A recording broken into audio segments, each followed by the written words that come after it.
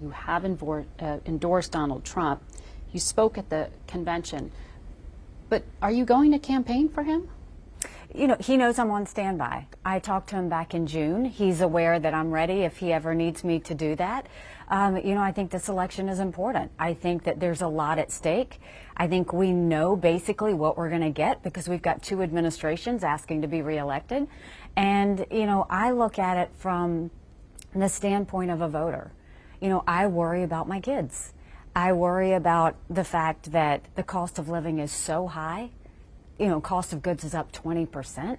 I look at housing. I saw how hard it was for my daughter and her husband to buy a home and how the average home buyer in America is 49 years old.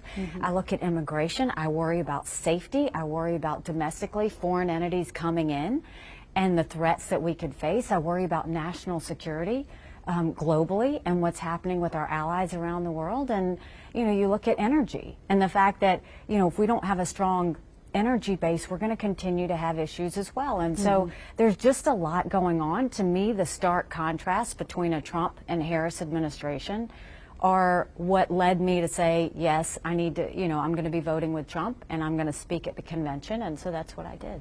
But you said you're on standby. In other words, you haven't been asked to campaign. Are you advising at all on his debate preparation or speaking to the campaign? I'm not. And, you know, that's his choice. He can, you know, whatever he decides to do with his campaign, he can do that. But when I called him back in June, I told him I was supportive. I think the teams have talked to each other a little bit, but there hasn't been an ask as of yet.